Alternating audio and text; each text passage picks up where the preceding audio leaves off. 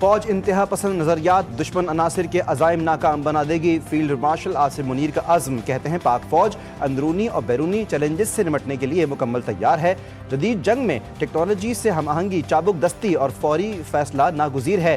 Chief of defence forces field martial Asim Munir کا گجرانوالہ اور سیالکوٹ گیریژنز کا دورہ۔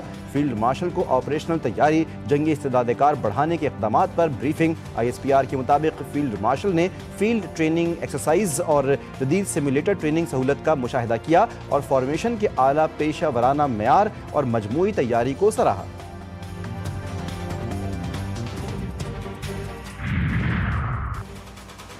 کراچی میں 35ویں نیشنل گیمز کی اختتامی تقریب، chief of defence forces field marshal Syed Asim Munir کی بطور مہمان خصوصی شرکت۔ Quaid Azam trophy national games کی فاتح پاکستان آرمی کے نام ہو گئی۔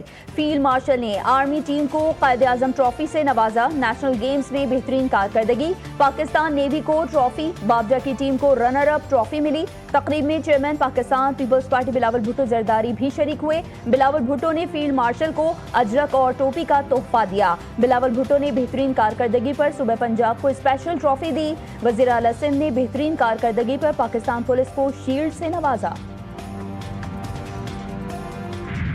ایک میسو دھاندلی کے ذریعے جنرل فیض کی نگرانی میں عمران خان کو برسر اقتدار لایا گیا، تمام مخالفین کو جو ہے جیل میں ڈال دیا گیا اور سارا جنرل فیض کے ذریعے جو ہے یہ کیا جاتا رہا۔ دھمکیاں بھی ان کے ذریعے آتی تھیں، قید بھی ان کے ذریعے سیاسی مخالفین ہوتے تھے۔ جنرل فیض جو ہے یہ ملک کے ساتھ ایک نہایت ہی بھیانک کھیل جو ہے وہ کھیلتے رہے۔ فیض حمید اور بانی PTI نے سازش کے ذریعے ملک کو تباہ و برباد کیا، مخالفین کو جیل اور دھمکیوں کے ذریعے خاموش کروایا۔ نواز شریف کو من گھڑت الزامات پر ہٹایا گیا۔ وزیر دفاع خواجہ آصف کہتے ہیں کہ موجودہ حالات میں بھی سازشی عناصر بانی کو لانے کی کوشش کر رہے ہیں۔ 9 مئی واقعات کے پیچھے بھی فیض حمید کا دماغ تھا۔ فیلڈ مارشل عاصم منیر کی قیادت میں معرکہ حق میں فتح حاصل ہوئی۔ مغربی سرحد پر جو کچھ ہو رہا ہے وہ افغانستان کی طرف سے ہو رہا ہے۔ بانی PTI کہتے ہیں کہ ان سے بات کرو، ان کے ہاتھوں سے ہمارے نوجوانوں کا خون ٹپک رہا ہے۔ PTI کی قیادت طالبان کو بھتہ دیتی ہے۔ Pakistan was tested on the battlefield.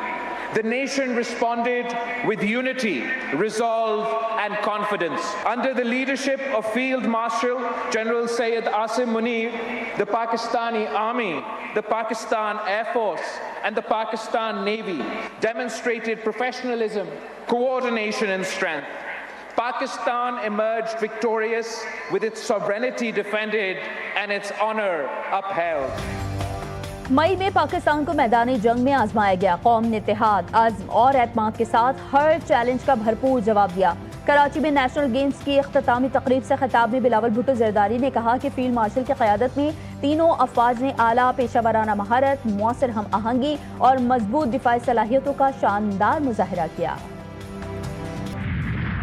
This government back in March 2024, our economy was in a very difficult situation.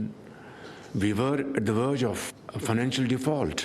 Our inflation was galloping and policy rate was crippling. So one could not imagine of any kind of investment in Pakistan.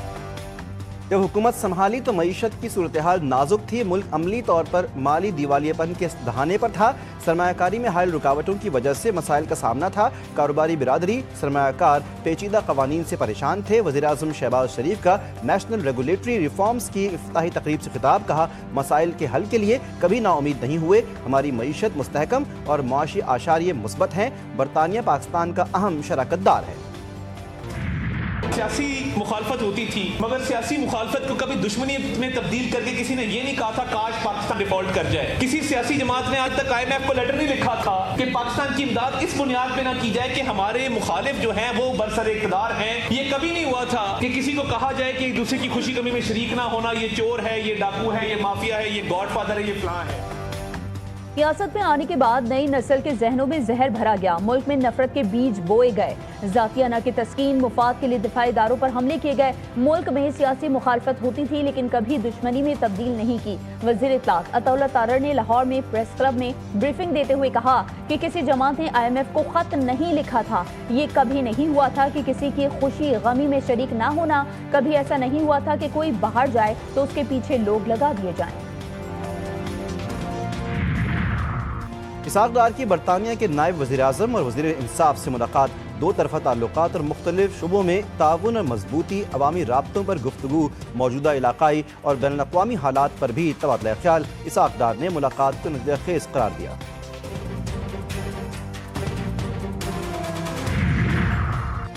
فتنہ Hindustan BLA کا بزدلانہ وار، بلوچستان ایک بار پھر انسانیت سوز دہشت گردی کا شکار، دہشت گرد تنظیم BLA کا آوران میں بچوں پر بزدلانہ حملہ، دہشت گردوں نے مارٹر، گولوں اور راکٹ سے نماز جمعہ کے دوران نشانہ بنایا، حملے میں سویلین آبادی کو نشانہ بنایا گیا، 4 بچے زخمی ہوئے۔ افغان سرزمین مسلسل پاکستان کے خلاف استعمال ہو رہی ہے، پاکستان نے ثبوت فراہم کر دیے، طالبان کی پشت پناہی اور ناکامی خطے میں امن کے لیے سنگین خطرات پیدا کر رہی ہے۔ اقوام متحدہ میں عالمی برادری کا طالبان رجیم کو 2 ٹوک انتباہ، متعدد ملکوں نے زور دیا طالبان القاعدہ، TTP اور دیگر گروہوں کے خاتمے میں مؤثر کردار ادا کریں، افغان سرزمین کسی کے خلاف استعمال نہیں ہونی چاہیے۔ امریکہ میں 2000 افغان باشندوں کا دہشت گردوں سے رابطوں کا انکشاف، امریکی ڈائریکٹر نیشنل انٹیلیجنس کا دعویٰ، کہا ان افراد کے دہشت گردوں سے تعلقات ہیں۔ یہ افراد بائیڈن دور میں افغانستان سے انخلا کے بعد امریکہ آئے۔ انہوں نے کہا کہ داعش اور دیگر دہشت گرد امریکی سرزمین پر حملوں کی منصوبہ بندی کر رہے ہیں، تمام متعلقہ ادارے اب اس سلسلے میں متحرک ہیں۔ کراچی کا راستہ روکنے والوں کے ہاتھ اب تھک چکے ہیں، کراچی بچے گا تو ملک بچے گا، کراچی کی معیشت، کراچی کا امن ہی پاکستان کا امن ہے۔ وفاقی وزیر تعلیم خالد محمود صدیقی نے کہا کہ 1857 کی جنگ آزادی سے لے کر پاکستان بنانے تک اور پاکستان بنانے سے پاکستان بچانے تک یہی ہماری تاریخ ہے اور یہی ہماری تعریف ہے۔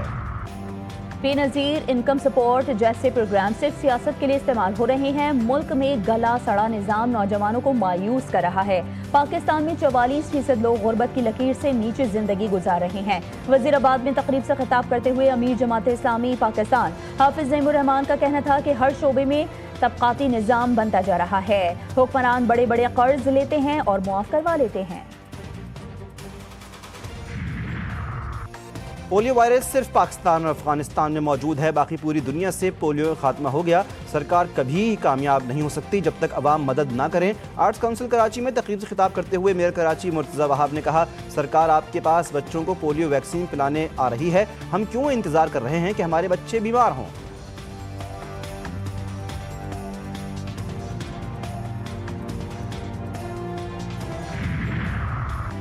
NFC میں چاروں صوبوں نے ایک دوسرے کی بات سنی، اداروں کے اندر کمی کوتاہی کو دور کریں گے۔ وزیر خزانہ محمد اورنگزیب کا کہنا ہے کہ جنوری تک NFC پر کمیٹی کو بلا کر آگے بڑھیں گے۔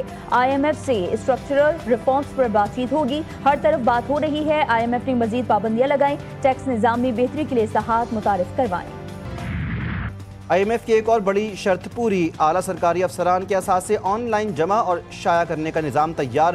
گریڈ 17 سے 22 تک تمام وفاقی اور صوبائی افسران اپنے ملکی اور غیر ملکی اثاثے ڈیجیٹل طریقے سے ڈکلیئر کریں گے۔ بینکوں کو اینٹی منی لانڈرنگ کے تحت اثاثوں کی جانچ کی اجازت 2026 کے آخر تک۔ افسران کے اثاثوں کی تفصیلات عوام کے لیے ویب سائٹ پر دستیاب ہوں گی۔ گیس سیکٹر کا گردشی قرضہ ختم کرنے کے لیے بوجھ عوام پر ڈالنے کا پلان تیار۔ حکومت کا پیٹرولیم مصنوعات پر مزید 5 روپے PDL بڑھانے کا منصوبہ، گردشی قرضہ آئندہ 6 برسوں کے دوران ختم کر دیا جائے گا۔ گیس کمپنی سے ملنے والی ڈیویڈنڈ کو واپس منتقلی سے گردشی قرضہ ختم کرنے کے لیے سیٹل کیا جائے۔ 1400 ارب روپے naan recovery line losses, tariff differential, 300 ارب روپے ٹیکس اور سود کے شامل۔ ایبٹ آباد میں ڈاکٹر وردہ قتل کیس میں سنسنی خیز انکشافات، مرکزی ملزمہ ردا کا شوہر بھی امیر کبیر نکلا۔ ملزم وحید اور اس کے خاندان کے پاس کروڑوں روپے مالیت کی کوٹھیاں، پلازے اور دکانیں نکلیں۔ ملزم وحید کی سیل لگ گئی، 5 دکانوں میں کروڑوں روپے کا سامان موجود۔ دکانوں کے ملازمین کی تعداد 100 سے زائد تھی۔ ملازمین کو ماہانہ 20 لاکھ روپے سے زائد تنخواہ کی مد میں ملتے تھے۔ دکانوں سے کم از کم ماہانہ آمدن 2 کروڑ سے زائد تھی۔ مرکزی ملزمہ ردا کے مختلف لوگوں کے نام سے بنائے گئے 16 اکاؤنٹس بھی منظر عام پر آ گئے۔ وطن سے محبت اور شہداء کی لازوال قربانیوں کو خراج عقیدت، ISPR کا پاک سرزمینوں کے عنوان سے نیا ملی نغمہ جاری۔ نغمہ تینوں مسلح افواج کی یکجہتی اور وطن سے وفا کی عظیم داستان پیش ہے۔ فوج کے دفاع وطن کی بہادری اور قربانی کو اجاگر کر دیا گیا۔ پاک فضائیہ اور پاک بحریہ کے شاندار کارناموں کو نغمے میں خوبصورتی سے دکھایا گیا۔ غزہ میں کار پر صہیونی فوج کا ڈرون حملہ، 4 افراد شہید، کئی زخمی، گاڑی مکمل تباہ۔ خان یونس اور المواسی میں بھی حملے، مزید 2 فلسطینی شہید۔ طبی انخلا میں تاخیر سے 1092 مریض دم توڑ گئے۔ غزہ میں شدید موسمی حالات المناک سانحے کی شکل اختیار کر گئے۔ شدید موسمی طوفان سے شہداء کی تعداد 16 تک جا پہنچی۔ بارشوں نے متاثرین کا بچا کچا سامان اور خوراک بھی برباد کر دی۔ 2.5 لاکھ سے زائد بے گھر افراد پانی، سیلاب اور عمارتوں کے گرنے سے متاثر۔ نیپال میں حکومت کا تختہ الٹنے میں امریکی کردار منظر عام پر، افشا ہونے والی خفیہ دستاویزات میں انکشافات۔ امریکہ نواز اداروں نے نوجوانوں کو احتجاج اور سیاسی مداخلت کی خفیہ تربیت دی۔ $3.5 لاکھ کے پروگرام کے ذریعے نوجوانوں کو منظم احتجاج، توڑ پھوڑ، سرکاری عمارتوں پر حملوں سمیت مختلف حربے سکھائے گئے۔ رپورٹ کے مطابق امریکی حکمت عملی کا مقصد نیپال میں چین اور بھارت کے اثر و رسوخ کو محدود کرنا تھا۔ معروف کار اسٹنٹ مین سلطان گولڈن کے 2 عالمی ریکارڈ۔ سلطان گولڈن نے تیز ترین ریورس کار ڈرائیو کا ریکارڈ بنا دیا۔ ریورس ڈرائیو میں کامیابی کے ساتھ 121 فٹ کی ریمپ جمپ سے دنیا کو حیران کر دیا۔ گورنر اور وزیر اعلیٰ بلوچستان کی سلطان گولڈن کو مبارکباد، 5 کروڑ روپے انعام کا اعلان۔ لندن کے بعد پاکستان سپر لیگ کا نیو یارک میں شاندار روڈ شو۔ قومی کرکٹ ٹیم کے موجودہ کپتانوں، سینئر کھلاڑیوں اور سابق اسٹارز کی بھرپور شرکت۔ PSL کو عالمی سطح پر متعارف کروانے کی کوششیں تیز۔ 13 دسمبر کو نیو یارک میں بڑا ایونٹ ہوگا۔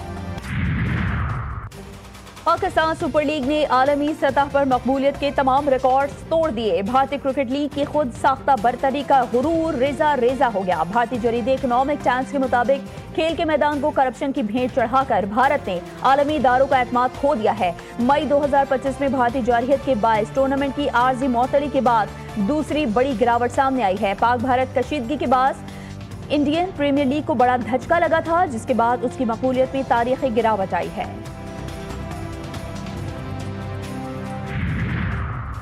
بھارت میں کھیلوں کا ایک اور ایونٹ، بد نظمی اور بد انتظامی کا شکار ارجنٹینا کے star footballer Lionel Messi کی کولکتہ اسٹیڈیم آمد۔ تماشائیوں نے بے قابو ہو کر اسٹیڈیم میں توڑ پھوڑ کر دی۔ سٹار فٹ بالر کو 10 منٹ کے بعد ہی اسٹیڈیم سے واپس جانا پڑا۔ ملک کے بالائی علاقوں میں آج سے بارش اور پہاڑوں پر برف باری کی پیشگوئی۔ پشاور، سوات، مانسہرہ سمیت خیبر پختونخوا کے کئی علاقوں میں بادل جم کے برسیں گے۔ باجوڑ، موہمن، اپر کرم، پارا چنار، مالاکنڈ سمیت ہزارہ ڈویژن میں ہلکی بارش متوقع۔ محکمہ موسمیات کے مطابق اسلام آباد اور راولپنڈی میں بادل کل سے برسیں گے۔ گلگت بلتستان اور آزاد کشمیر کے بھی کئی علاقوں میں بھی بارش کا امکان۔